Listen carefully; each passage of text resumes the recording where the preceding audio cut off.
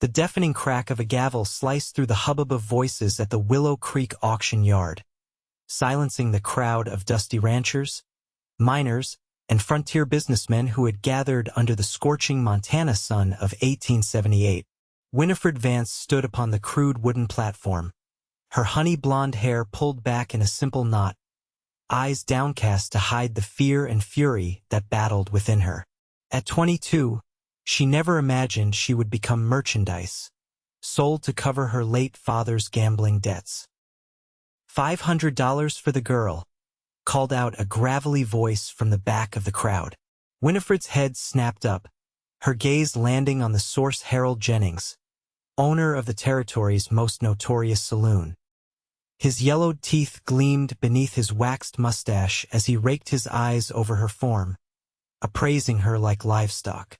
600, countered another voice, belonging to a silver-haired banker whose reputation for collecting pretty things was well known throughout the territory. The auctioneer, a portly man with sweat stains darkening his shirt, nodded eagerly. 600. Do I hear 7? 700, Jennings called back, his voice thick with determination. From his position leaning against the livery stable across the street, Lucas Thornton crushed his cigarette beneath his boot heel, his jaw tightening as he observed the scene unfolding. At 28, the cowboy had seen his share of frontier injustices, but this one cut deep. He'd known Winifred's father a decent man until grief and whiskey had taken hold after his wife's death. The debts weren't the daughter's to pay, especially not like this. 800, the banker announced, prompting murmurs through the crowd. $1,000, Jennings shouted, silencing the spectators. His lips curled into a triumphant smile as he stepped forward. I believe that settles it. The auctioneer glanced around eagerly. $1,000 going once. Lucas straightened, his hand instinctively moving to the revolver on his hip.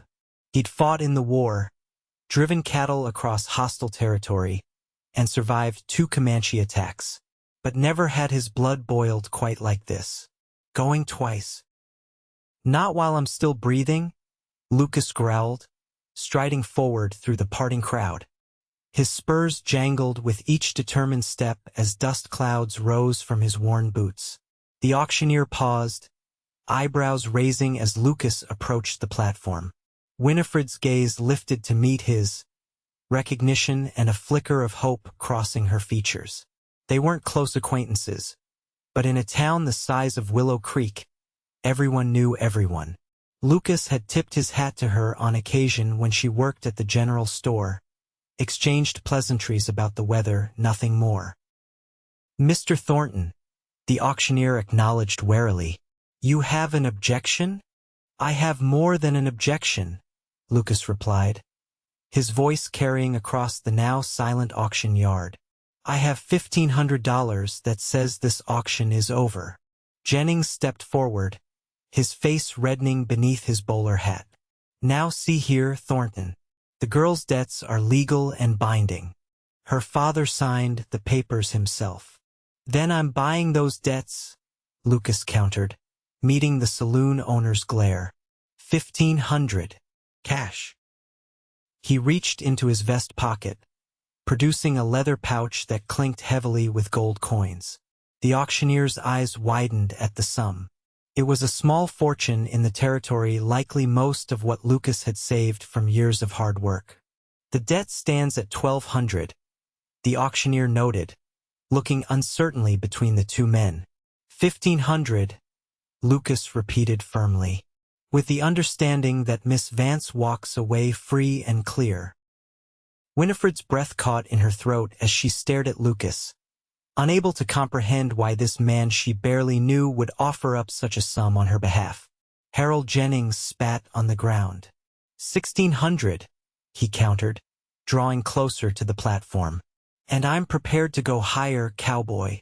A tense silence fell over the crowd.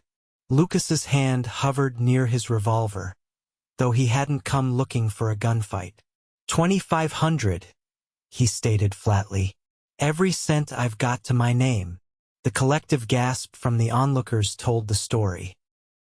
It was an astronomical sum for a debt settlement in Montana Territory. Jennings's face twisted with fury before settling into a calculating smile. You must want her awfully bad, Thornton. Didn't figure you for the type to pay for female company. Lucas's eyes narrowed. What I figure is that selling human beings went out with the war, Jennings. I'm just making sure Willow Creek remembers that. The auctioneer cleared his throat nervously. 2,500 going once. He paused, looking to Jennings. Going twice. The saloon owner glowered but remained silent. He knew when he was beaten. Sold. To Mr. Lucas Thornton for $2,500. Lucas approached the platform and held out his hand to Winifred. Her fingers trembled as she placed them in his calloused palm, allowing him to help her down from the auction block. Why? She whispered, her voice barely audible. Let's get you somewhere safe first, Lucas replied quietly. Then we can talk. As they walked away from the auction yard, the crowd parted before them, some faces showing approval, others disappointment at the abbreviated spectacle. Jennings's voice carried after them, dripping with venom. You've made an enemy today, Thornton. Lucas didn't bother looking back as he guided Winifred toward the boardwalk. Wouldn't be the first, he muttered. The curious eyes of townsfolk followed them as Lucas led Winifred down Willow Creek's main street. She walked with her head held high despite her humiliation, though Lucas could feel the slight tremor in her hand where it rested on his arm. We're going to my sister's place, Lucas explained as they turned onto a side street. Martha runs a dressmaking shop. You'll be safe there while we sort this out. Winifred nodded, finding her voice at last. Mr. Thornton, I don't understand why you would part with your life savings for a stranger, and I have no way to repay such a sum. Lucas slowed his pace, turning to face her properly for the first time. His eyes, a clear gray blue that reminded Winifred of the sky after a storm, studied her with an intensity that made her breath catch. Your father was a good man before the drink got him, Lucas said simply. And no decent person deserves to be auctioned off like cattle. As for repayment, he shook his head. That's not why I did it. They arrived at a neat whitewashed building with Thornton Dressmaking, painted in elegant script across the window. A bell jingled as Lucas opened the door, ushering Winifred inside. Martha Thornton was a practical-looking woman in her early 30s with the same storm-gray eyes as her brother. She looked up from her cutting table, scissors pausing mid-snip as she took in the unexpected visitors. Lucas? I heard commotion down at the auction yard, but her gaze settled on Winifred, and understanding dawned on her face. Oh, my dear. Come sit down. Lucas briefly explained the situation while Martha guided Winifred to a chair and poured her a cup of tea from the pot keeping warm on the small stove in the corner. Those vultures, Martha muttered, shaking her head, thinking they could just. She broke off, patting Winifred's hand. Well, you're safe now. That's what matters. Thanks to your brother emptying his pockets, Winifred said softly, looking up at Lucas who stood awkwardly by the doorway, hat in hand. Though I still don't understand why. Martha gave her brother a curious look. Yes, Lucas. I'm wondering the same thing. That money was for your ranch. Lucas shifted his weight, clearly uncomfortable being the center of attention. It was the right thing to do, he said simply. Couldn't stand by and watch. Martha's expression softened. Always the knight in dusty armor. My brother. She turned to Winifred. You can stay here with me for now. I have a spare room above the shop. Winifred straightened in her chair. I can't impose, and I need to find work immediately if I'm to have any hope of repaying Mr. Thornton. There's no debt, Lucas insisted. And it's Lucas, not Mr. Thornton. There most certainly is a debt, Winifred countered. her chin lifting with the first real spark of spirit Lucas had seen from her. $2,500 doesn't simply vanish, Lucas. I won't have charity. Martha glanced between them, a small smile playing at her lips. Well, as it happens, I could use some help in the shop. My assistant left last month to get married. Do you so, Winifred? Call me Winnie, please. And yes, I do. My mother taught me before she passed. Lucas watched as the two women began discussing terms of employment, relief washing over him. At least Winnie would be safe here with Martha. It was a start. I should go, he said, settling his hat back on his head. Got horses waiting at the livery. Winnie rose quickly. Lucas, wait. I still need to properly thank you for what you did today. He shook his head. No thanks needed. At least tell me where you'll be, so I can begin to repay you when I've earned some wages. Lucas hesitated. I've got a small spread about 5 miles north of town. Thornton Ranch, though it's hardly earned that name yet. Just a cabin and some grazing land I've been working these past 2 years. I'll find you, Winnie promised, her hazel eyes holding his gaze with determination. As Lucas left the shop, the full weight of what he'd done settled on his shoulders. $2,500, every cent he'd saved to expand his modest ranch, build a proper house, increase his herd. All gone in a moment of righteous anger. And yet, looking back through the shop window where Winnie stood with Martha, her back straight despite everything she'd endured, Lucas couldn't bring himself to regret it. Not for a second. The next morning, Winnie rose early in the small but comfortable room above Martha's shop. She'd slept fitfully, dreams filled with the humiliation of standing on the auction block and the unexpected intervention that had saved her. Lucas Thornton, a cowboy with storm-gray eyes who'd sacrificed everything to help a woman he barely knew. It made no sense, and yet the intensity in his gaze when he'd stepped forward had left no doubt about his resolve. After washing her face in the basin and dressing in one of Martha's borrowed dresses, slightly large but clean and respectable, Winnie made her way downstairs. She found Martha already at work, drafting a pattern for what appeared to be a wedding dress. Good morning, Martha greeted warmly. Sleep well as could be expected, Winnie admitted. Thank you again for your kindness. Martha waved away her thanks. Any friend of Lucas's is welcome here. That's just it, Winnie said, helping herself to coffee from the pot on the stove. We're not friends. Barely acquaintances, really. I've only exchanged a few words with him at the general store. Martha paused her work, studying Winnie thoughtfully. My brother's always had a strong sense of justice. Served in the war when he was barely 18. Came back different, quieter, more determined to stand up when others won't. She resumed cutting fabric. But I'll admit, even for Lucas, yesterday was extraordinary. Winnie sipped her coffee, thinking about the cowboy who'd given up a fortune to free her. I need to repay him. He won't accept it, Martha said confidently. He'll have to, Winnie replied with equal conviction.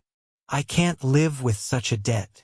The bell above the door jingled, interrupting their conversation as Willow Creek's mayor's wife entered, eager to discuss alterations to her Sunday dress. The workday had begun. Winnie proved herself capable and quick to learn. Her stitches were neat and even her eye for detail impressive. By midday, Martha declared her a natural at dressmaking. Your mother taught you well, she commented as they broke for lunch. She was a lady's maid back east before marrying my father, Winnie explained, accepting a sandwich. She insisted I learn proper sewing, said it would always be a valuable skill. Smart woman, Martha nodded. Speaking of your father, she hesitated. I don't mean to pry, but perhaps you might want to visit his grave? The cemetery's just past the church. Winnie's throat tightened. I was away in Denver, staying with my aunt, when he died. I hadn't even known how bad his gambling had become until I returned and found creditors circling like vultures. I'm sorry, Martha said gently. He wasn't always like that, Winnie said softly. After Mother died of fever 4 years ago, something broke in him. The gambling, the drinking, it was like he was trying to forget. She straightened her shoulders. But yes, I should visit his grave. Take the afternoon, Martha insisted. I can manage here. The town cemetery was peaceful, set on a gentle slope overlooking Willow Creek. Winnie found her father's grave easily enough, a simple wooden marker, still fresh from his burial just 3 weeks prior. She knelt beside it, tracing the carved letters of his name. Oh, Papa, what were you thinking? Getting so deep in debt? She brushed away a tear.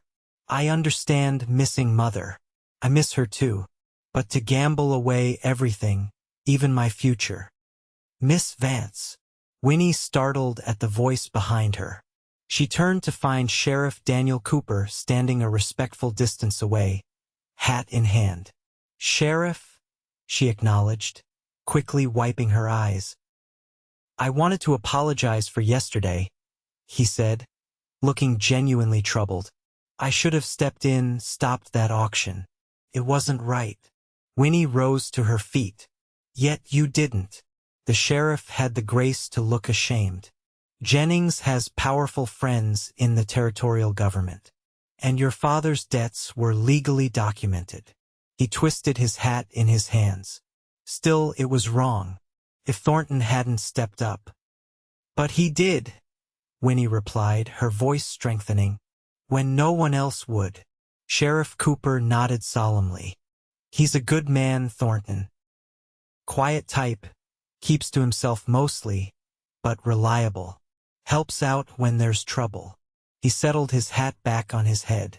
Just wanted you to know I'm glad things worked out. If you need anything while you're getting back on your feet, my office is open. Thank you, Sheriff, Winnie replied, though his belated concern did little to impress her. As the sheriff walked away, Winnie remained by her father's grave a moment longer. Well, Papa, it seems I've found at least one decent man in this town, she murmured, though I don't know what to make of him yet. The next few days established a routine. Winnie worked diligently in Martha's shop, learning the business while saving every penny of her wages. The women of Willow Creek, after their initial curiosity about that poor Vance girl, seemed to accept her presence readily enough, especially when they discovered her skill with delicate embroidery. Martha proved to be not just an employer but a friend, sharing stories about growing up with Lucas on their parents' farm in Missouri before the war changed everything. Lucas was always the serious one, she told Winnie as they worked side by side. Even as a boy, while other children were playing, he'd be figuring out how things worked, watching the older men, learning. She smiled fondly. Our father used to say Lucas was born 30 years old. You speak of your parents in past tense, Winnie noted gently. Martha nodded, her hands never pausing their work. Influenza took them both in '67. Lucas had just returned from the war. We sold the farm and came west the next year, looking for a fresh start.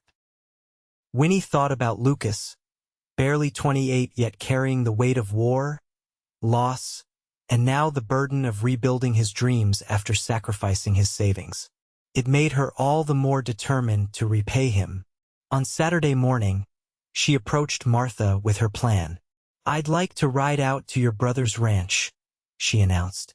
I've saved a little from this week's wages. It's not much, but it's a start. Martha looked skeptical. Lucas won't take it. He doesn't have a choice, Winnie insisted. Besides, I want to see his ranch, understand what he sacrificed. Martha studied her for a moment before nodding. All right, take the afternoon. Borrow my mare, she's gentle. The ranch isn't hard to find. Just follow the north road until you reach the creek crossing, then take the trail that heads northwest. The ride out to Thornton Ranch gave Winnie time to organize her thoughts. The late summer landscape was beautiful rolling hills covered in golden grasses, the distant mountains sharp against the blue sky. After crossing the creek, she spotted the ranch, a modest cabin with a barn and corral, set against a backdrop of pines. A small herd of cattle grazed in a nearby meadow.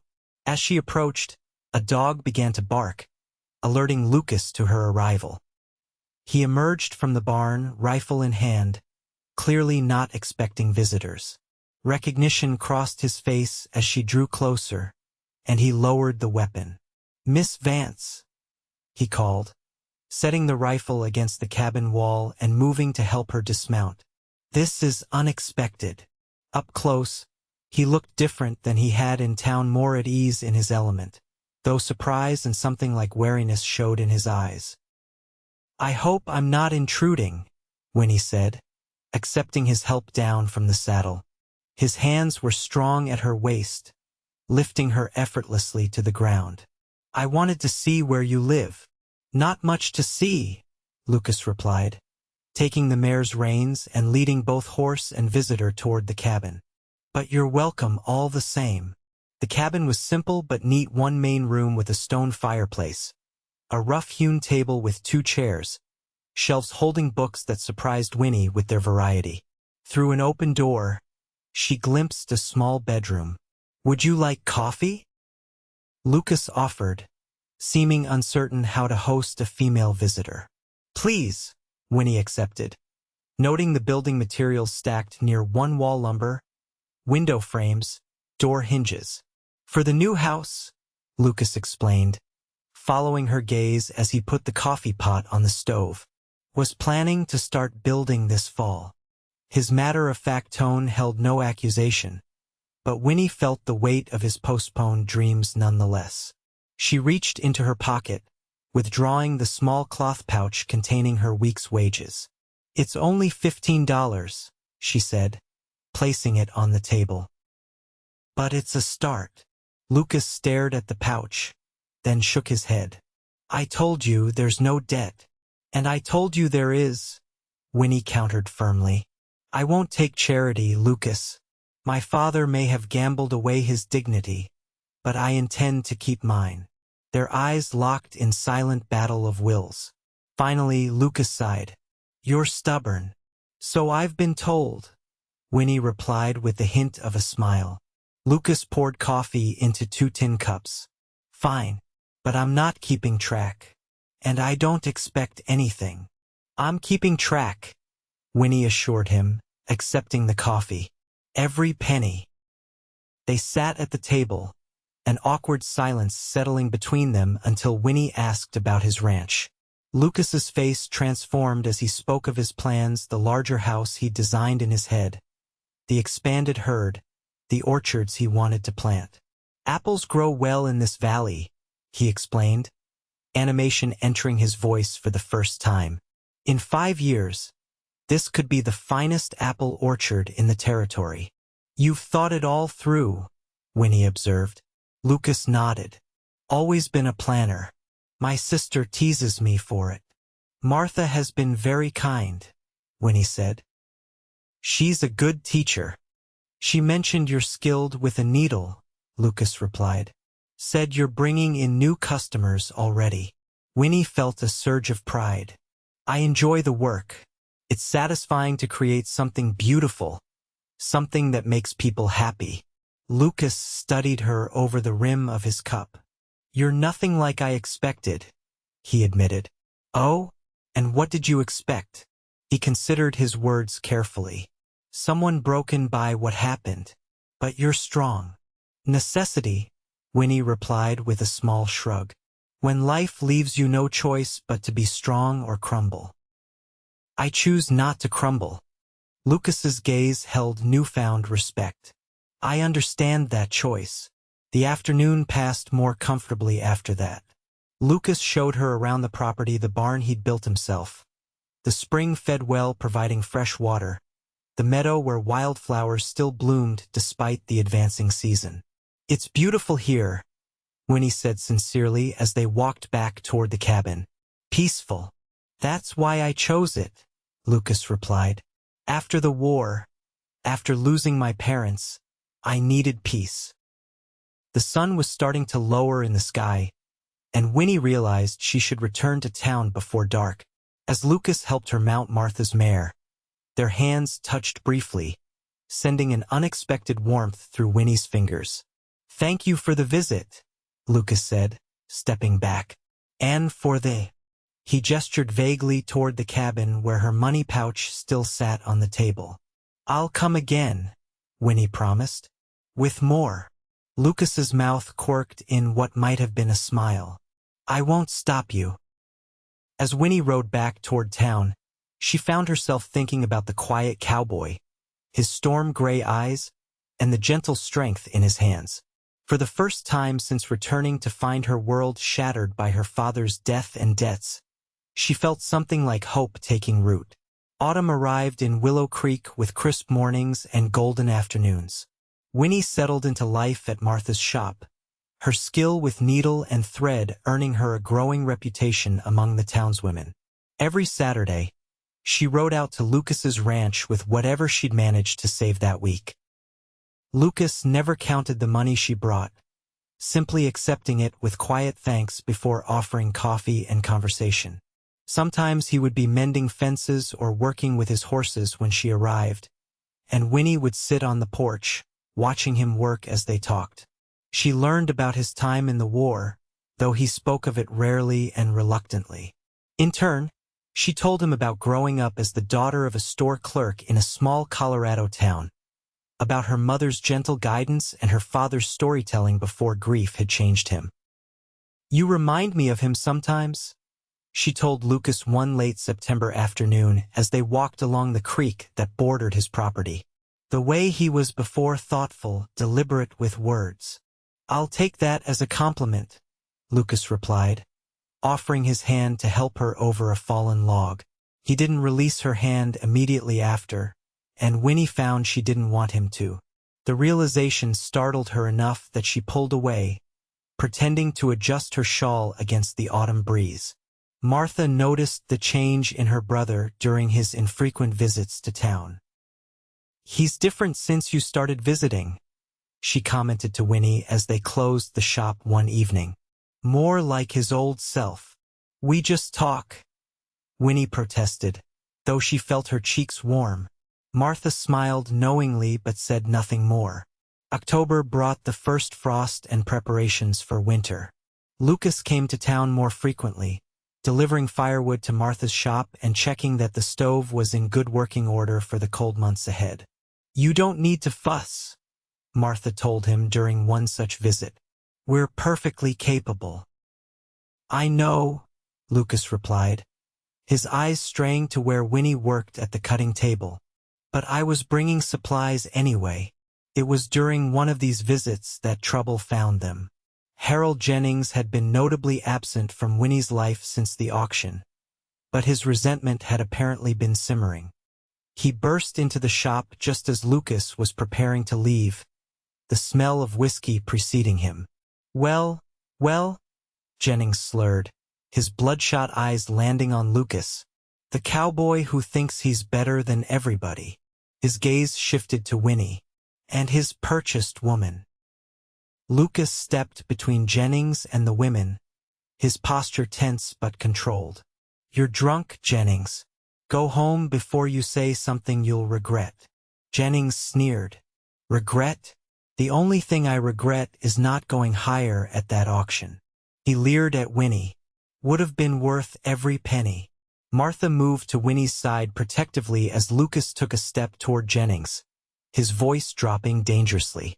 "Get out. Now." "Or what?" Jennings challenged, hand moving to rest on the pistol at his hip. "You'll shoot me in front of witnesses?" "Even the great Lucas Thornton can't escape hanging for murder." "No shooting needed," Lucas replied evenly. "Just a reminder of what happens to men who threaten women in this town."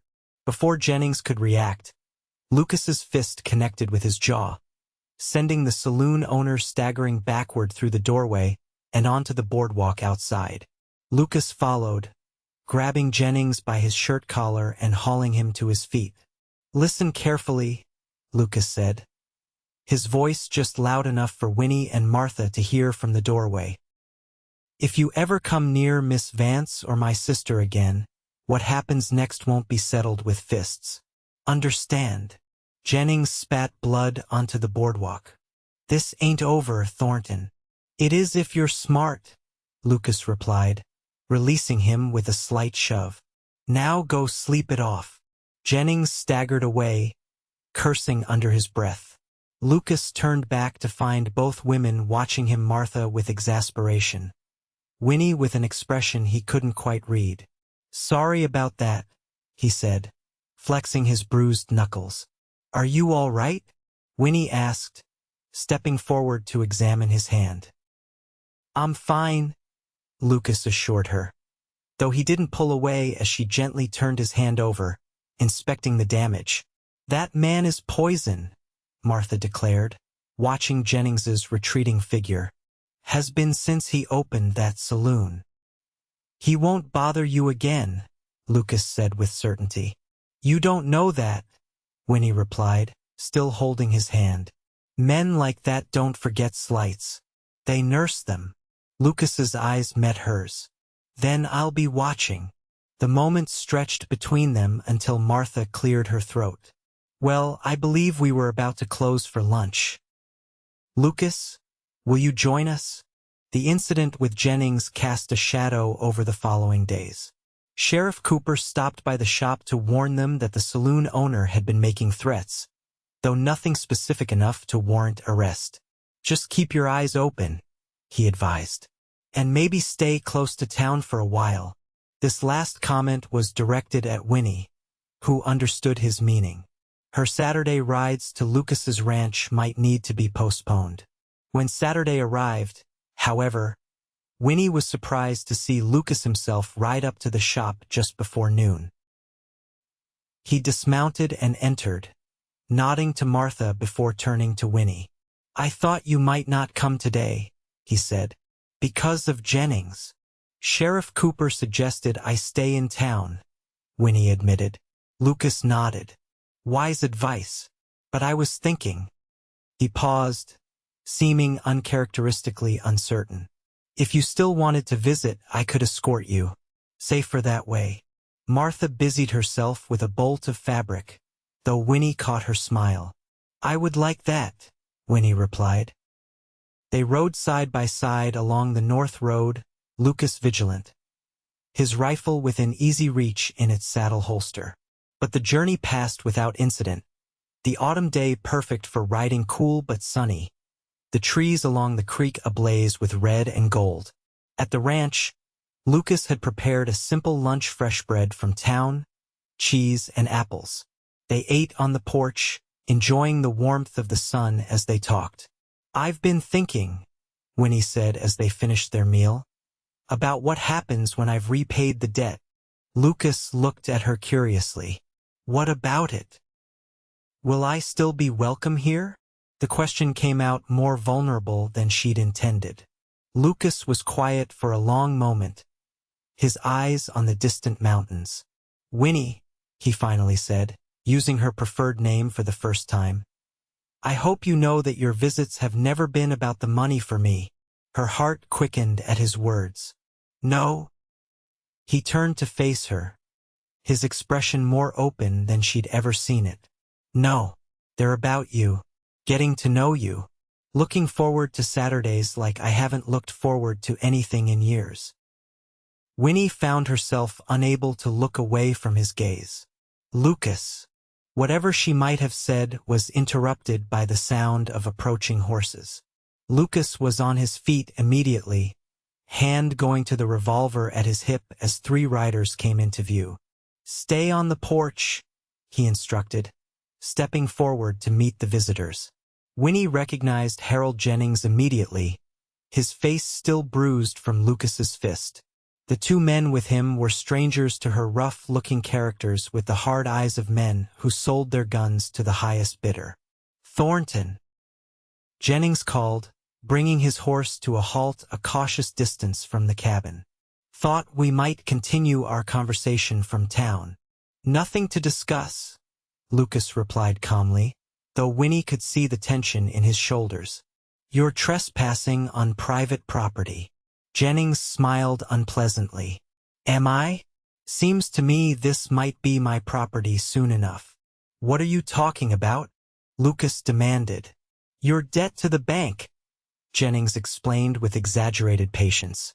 The one you took out to buy this land.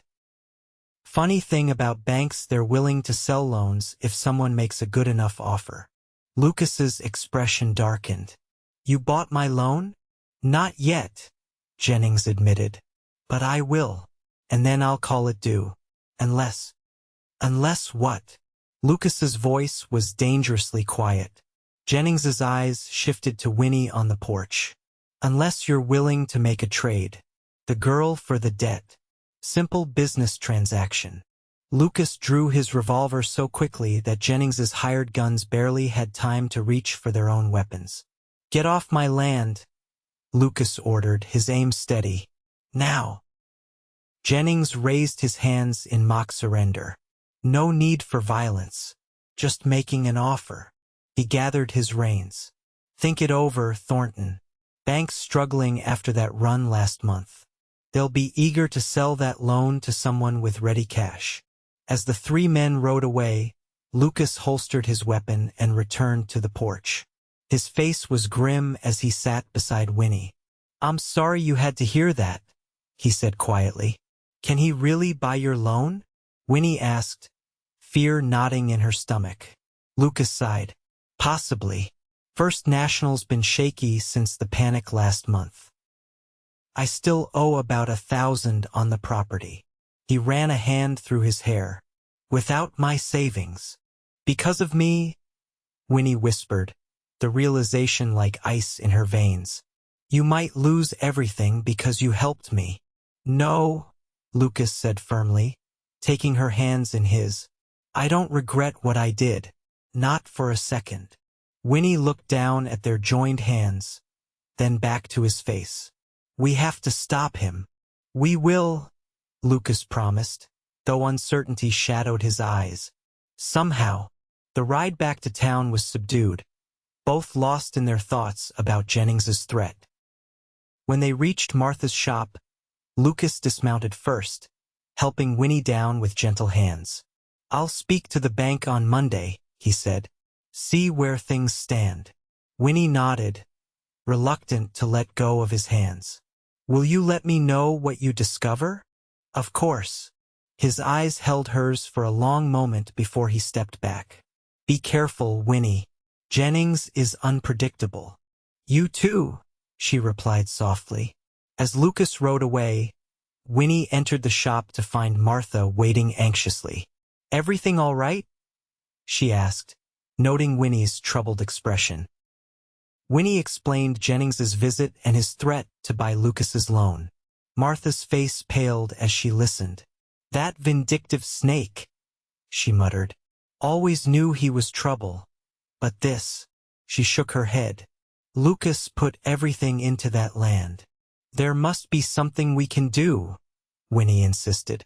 Martha was quiet for a moment, thinking, perhaps there is, but it would require some help.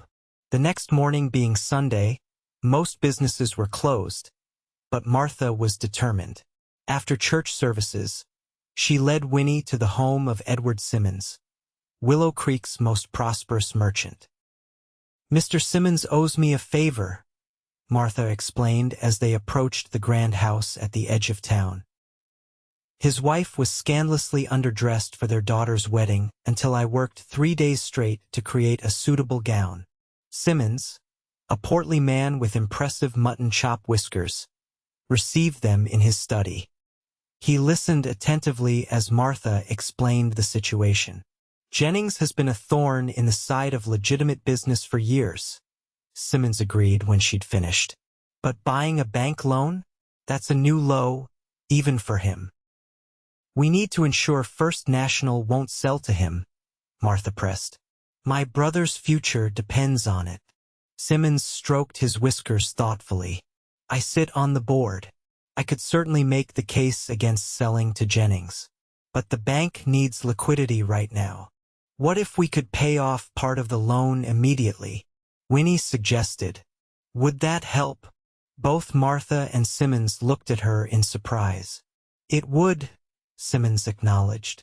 But where would such funds come from? Winnie took a deep breath. My aunt in Denver. She's not wealthy, but she has some savings. And she owes me nothing, unlike my father. She's always been responsible with money. She turned to Martha. If I write to her today, explain the situation. It's worth trying, Martha agreed. And I have some savings as well. Simmons nodded approvingly. If you can raise even $300, I believe I can convince the board to refuse Jennings and extend favorable terms to Thornton for the remainder. Hope blossomed in Winnie's chest. Then we'll do it. The next week passed in a flurry of activity. Winnie wrote to her aunt, explaining everything: her father's death, the auction, Lucas's intervention, and now Jennings's threat. Meanwhile, Martha took on extra sewing commissions, working late into the night to earn additional funds. Lucas visited town twice, reporting that the bank had assured him they had no immediate plans to sell his loan, though they couldn't guarantee that position indefinitely. He seemed suspicious of the sudden change in their stance, but appeared too relieved to question it deeply. Something's changed, he told Winnie during his second visit. They were nervous last week. Now they're accommodating. Winnie kept their plan to herself, not wanting to raise his hopes until they knew if her aunt would respond favorably. Perhaps Jennings was bluffing, she suggested. Lucas shook his head. He wasn't. But something's holding the bank back for now. On Friday, a telegram arrived from Denver. Winnie's hands trembled as she opened it, Martha watching anxiously over her shoulder. She's sending $300, Winnie announced, relief washing over her. It will arrive on Monday's stage. Martha embraced her tightly. With my savings and yours, that's nearly $500. Enough to convince Simmons and the board. Lucas can never know, Winnie insisted. He wouldn't accept it. Martha nodded in agreement. Our secret, then, just between us and Mr. Simmons. Saturday dawned clear and cold, the first snow of the season dusting the distant mountains. Despite their plans to secure Lucas's loan, Winnie felt anxious as she prepared for her weekly visit to the ranch. She hadn't told Lucas she was coming, unsure if it was safe with Jennings's threat still hanging over them. Her concerns were justified when, halfway to the ranch, she spotted 3 riders approaching from the direction of town. Quickly guiding Martha's mare off the road, Winnie concealed herself behind a stand of cottonwoods, watching as Jennings and his 2 hired guns passed by. The men were talking loudly, confident in their isolation. Jennings's words carried clearly on the crisp air. Thornton will be in town all day at the lumber mill. Perfect time to deliver our message. As they rode on toward Lucas's ranch, Winnie felt cold dread settle in her stomach. Whatever message Jennings planned couldn't be good. She waited until they were well ahead before urging her horse forward, following at a safe distance. From the cover of trees at the edge of Lucas's property, Winnie watched in horror as Jennings and his men dismounted near the barn. One man carried a kerosene can, the other a bundle of torches. Burn it, Jennings ordered. Barn first, then the cabin. Leave nothing standing. Winnie's mind raced.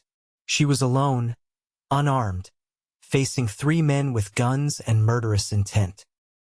Racing back to town would take too long. The buildings would be ash by the time help arrived. Making a split-second decision, she guided her horse around to approach the property from behind the cabin, where a small rise would conceal her arrival. Dismounting quietly, she crept to the back door, praying it would be unlocked. It was. Slipping inside, Winnie quickly located what she needed: Lucas's shotgun, mounted above the fireplace. She'd never fired one before, but her father had owned a similar weapon. She knew enough to check that it was loaded before positioning herself at the front window. The first man had just splashed kerosene against the barn door when Winnie fired into the air. The boom echoed across the property, sending all three men diving for cover. "The next one won't be a warning," she shouted, her voice stronger than she felt. "Sheriff Cooper knows you're here. He's on his way with a posse." It was a desperate bluff, but delivered with enough conviction to give the men pause. Jennings, crouched behind a water trough, called back, "You're lying, girl. No one knows we're here." Winnie's hands trembled as she reloaded the shotgun, grateful that Lucas kept ammunition close at hand. "Try me, Jennings. I've already got one of your men in my sights." The standoff lasted several tense minutes, neither side willing to make a move. Then, miraculously, the distant sound of approaching horses reached them. "Boss, someone's coming," one of the hired guns warned. Jennings cursed. "This isn't over," he shouted toward the cabin before signaling his men to retreat. Winnie watched through the window as they mounted hastily and galloped away across the meadow, taking a route that would avoid the approaching riders on the main trail. Moments later, Lucas himself rode into the yard, accompanied by two men Winnie recognized as hands from the neighboring Peterson ranch. He dismounted quickly, looking alarmed at the smell of kerosene and the shotgun blast he'd heard from a distance. Winnie stepped onto the porch, still holding the shotgun, her legs suddenly weak with relief and fading adrenaline. "Winnie!" Lucas called, confusion and concern warring on his face as he rushed toward her. "What happened? Are you hurt?" "Jennings," she managed to explain as Lucas took the shotgun from her trembling hands. "He came to burn everything.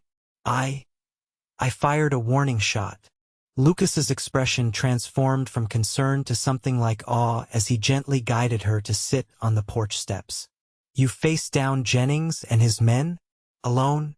Winnie nodded, the full weight of what she'd done beginning to sink in. "I couldn't let them destroy your home." Lucas knelt before her, taking her hands in his. Behind him, the Peterson ranch hands were examining the kerosene-soaked barn door, their low voices confirming what Winnie had reported. "You could have been killed," Lucas said, his voice rough with emotion. "So could you that day at the auction," Winnie replied simply. "Some things are worth the risk." Lucas stared at her for a long moment, something profound shifting in his gaze. Then, with deliberate gentleness, he raised one hand to cup her cheek.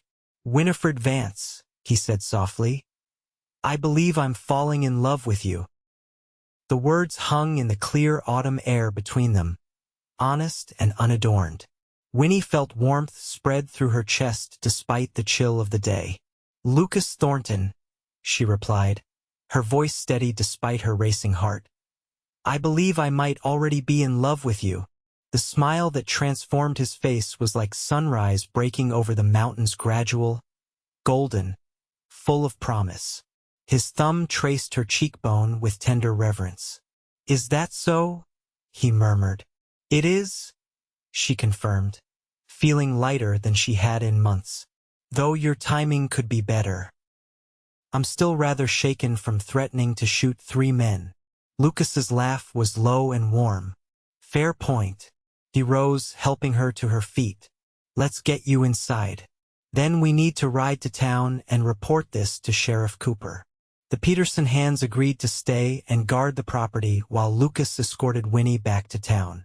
The ride was quiet, both of them processing not only the confrontation with Jennings, but also the declarations they'd exchanged in its aftermath.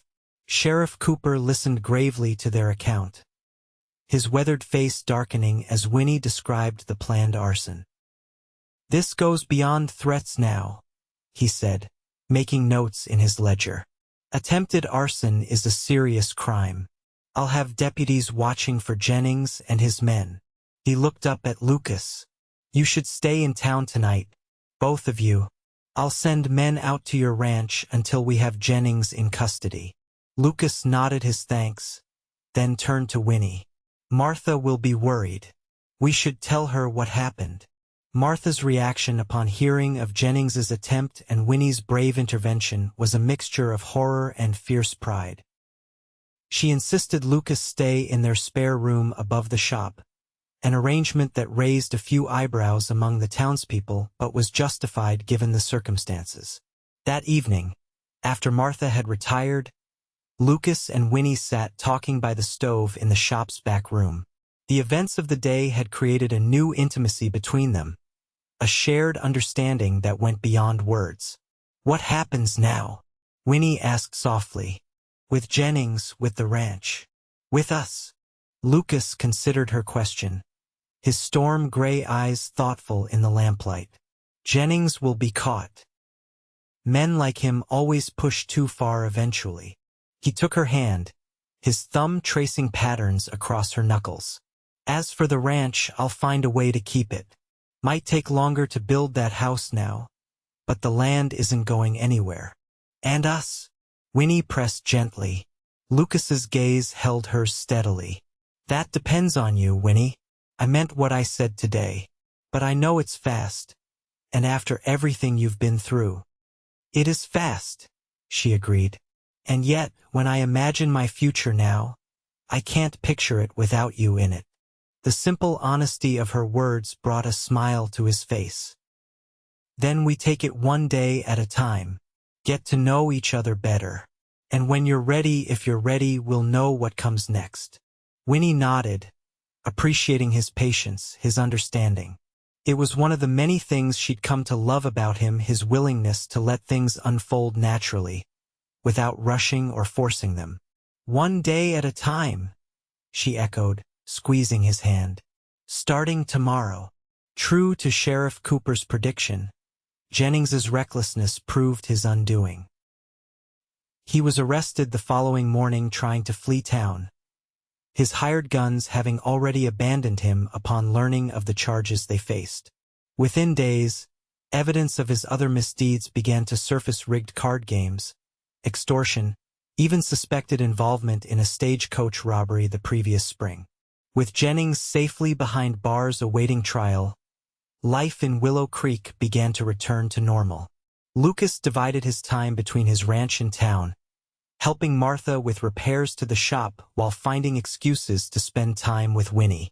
On Monday, Winnie's aunt's money arrived as promised. She and Martha met with Mr. Simmons at the bank, where their plan was set in motion. By Tuesday afternoon, Lucas was called to a meeting with the bank's president.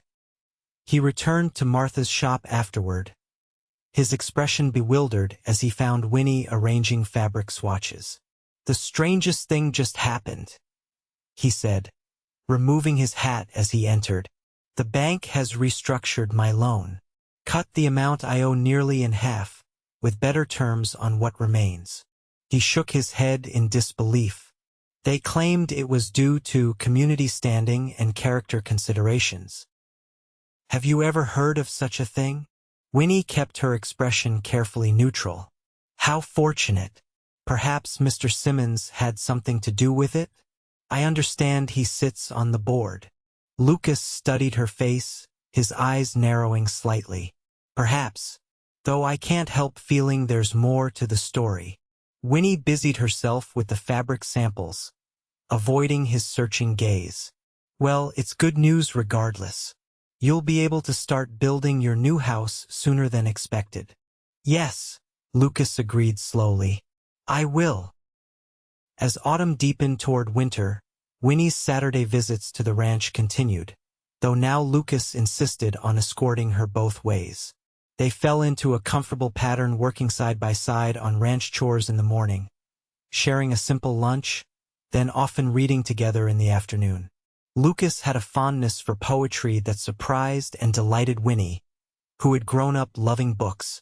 My mother taught us both to read early, he explained one snowy December afternoon as they sat before the fireplace. A volume of Wordsworth opened between them. Said education was the one thing no one could ever take from us. She was right, Winnie agreed. watching the firelight play across his features. My mother said something similar about skills, that knowing how to make beautiful things would always serve me well. Lucas smiled, his eyes warm as they met hers. Wise women are mothers. Yes, Winnie said softly. I think they would have liked each other. I think they would have liked us together, Lucas replied, his voice low and certain. The moment stretched between them, full of unspoken meaning. Then, with deliberate slowness, Lucas leaned forward and kissed her for the first time, a gentle press of his lips against hers, questioning and reverent. Winnie answered by reaching up to touch his face, drawing him closer as the kiss deepened into something that felt like coming home. When they finally parted, Lucas rested his forehead against hers. I've been wanting to do that for months, he admitted. Why didn't you? Winnie asked, her fingers tracing the line of his jaw.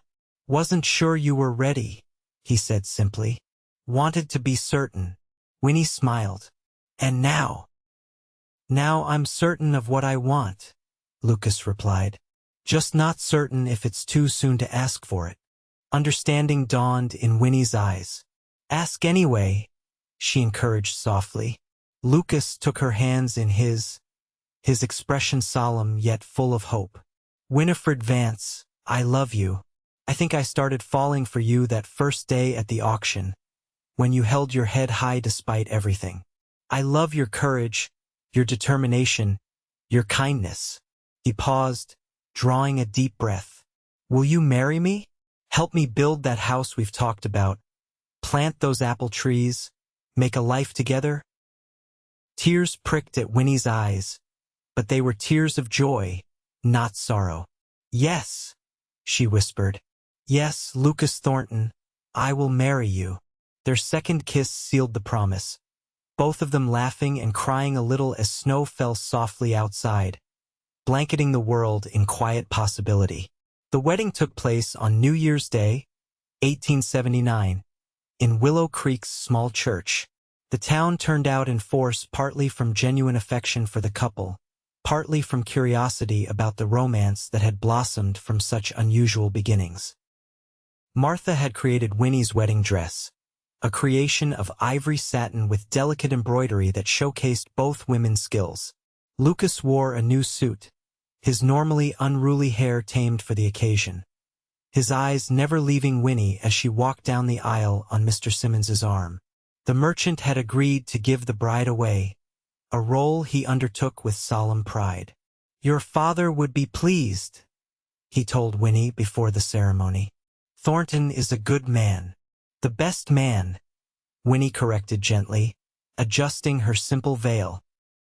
Their vows were straightforward and heartfelt, spoken in clear voices that carried to every corner of the packed church. When the minister pronounced them husband and wife, Lucas's kiss was both tender and possessive, drawing approving murmurs from the congregation.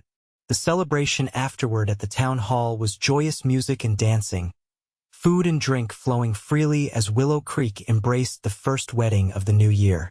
Even Sheriff Cooper unbent enough to request a dance with the bride, offering gruff congratulations. Never seen Thornton smile so much, he observed as they circled the dance floor. Reckon you're good for him. We're good for each other, Winnie replied, her eyes finding her husband across the room where he stood talking with Martha and her aunt, who had arrived from Denver the day before. Later, as they prepared to leave for the ranch, their home, now Winnie pulled Lucas aside for a moment of privacy in the town hall's small anteroom. There's something I need to tell you, she said, suddenly nervous. About the bank loan. Lucas raised an eyebrow. I had a feeling there was more to that story. Winnie explained everything: her aunt's contribution, Martha's savings, their arrangement with Mr. Simmons. I know you wouldn't have accepted it directly, she finished, but I couldn't bear the thought of you losing your land because of me. Lucas was quiet for a long moment, his expression unreadable. Then, to Winnie's surprise, he began to laugh, a warm, genuine laugh that crinkled the corners of his eyes. What's so funny? She demanded, perplexed. Us? Lucas replied, drawing her into his arms. Here I thought I was rescuing you, and all along, you were saving me right back. Winnie relaxed against him, relief washing through her. You're not angry? How could I be angry at my wife for loving me enough to protect what matters to me? Lucas asked, pressing a kiss to her forehead. Though I do wish you hadn't put yourself in danger at the ranch that day. I'd do it again, Winnie said firmly, just as you'd do the same for me. Without hesitation, Lucas agreed. Though let's try to avoid needing to prove that in the future. As they rejoined the celebration, Winnie reflected on the extraordinary journey that had brought them to this point. From the humiliation of the auction block to becoming the wife of the man she loved. In less than 6 months, her life had transformed completely. Spring came early to Montana that year. By March, the snow had retreated to the highest peaks, and the meadows around Thornton Ranch were greening with new life. Construction on the new house was well underway, Lucas working alongside the hired carpenters every day. Winnie divided her time between helping Martha in the shop and making preparations for their new home. She had insisted on continuing to work, at least until the house was finished and needed a full-time mistress. No wife of mine will ever be forced to work if she doesn't wish to, Lucas had said when she raised the subject. And what if I wish to? Winnie had countered. I enjoy it, Lucas. It gives me purpose. He had conceded with a smile, recognizing her independence as one of the qualities he loved most about her. On a warm April afternoon, Winnie rode out to the ranch with a picnic lunch, eager to see the progress on the house. The frame was complete now, the roof nearly finished. It stood proudly beside the original cabin, larger, sturdier, with wide windows to capture the mountain views and a deep porch where Lucas had promised they would sit on summer evenings, watching the sunset. She found him in the orchard, planting the first of the apple saplings that would one day become the finest orchard in the territory. He straightened as she approached, wiping soil from his hands before embracing her. You're just in time, he said, gesturing to the row of slender trees. 12 down, 38 to go. Winnie laughed, setting down her basket. At this rate, we'll be harvesting apples by the time we're grandparents. Lucas's eyes warmed at the thought. I can think of worse futures, he said, drawing her close for a kiss that still made her heart race. Even after months of marriage, they shared their picnic in the shade of a tall pine, discussing plans for the house, for the upcoming summer, for the years stretching ahead of them. As they talked, Winnie felt a deep contentment settle in her soul, not just happiness, but a sense of rightness, of belonging. I have something to tell you, she said as they finished the apple pie Martha had sent along. Something important. Lucas looked at her expectantly, a hint of concern crossing his features at her serious tone. Winnie took his hand, placing it gently against her still, flat stomach. We're going to need that extra bedroom sooner than we thought. Understanding dawned in Lucas's eyes, followed by a joy so pure it took Winnie's breath away. A baby? He whispered, as if saying it too loudly might make it untrue. She nodded, her own eyes filling with happy tears. Due in November, the doctor says. Lucas gathered her into his arms, holding her as though she were made of precious glass. A family, he murmured against her hair. Our family. As the afternoon sun filtered through the pine branches above them, casting dappled shadows across the land they both loved, Winnie thought about the strange, terrible, wonderful sequence of events that had led them here. From the moment Lucas had stepped forward at the auction with those fierce words, "Not while I'm still breathing," to this peaceful day among saplings that would grow alongside their child. Their journey had been unexpected and perfect. What are you thinking? Lucas asked, noticing her contemplative expression. Winnie smiled, leaning into his embrace. I'm thinking that sometimes, The worst days of our lives can lead to the best ones, if we're brave enough to keep going. Lucas nodded, understanding in his storm-gray eyes. And if we're lucky enough to find the right person to go forward with. Very lucky, Winnie agreed, raising her face for his kiss, as the Montana wind whispered promises through the pines above them, promises of harvests and winters, of children's laughter and growing old together, of a love that had begun in defiance and would endure through all the seasons of their lives.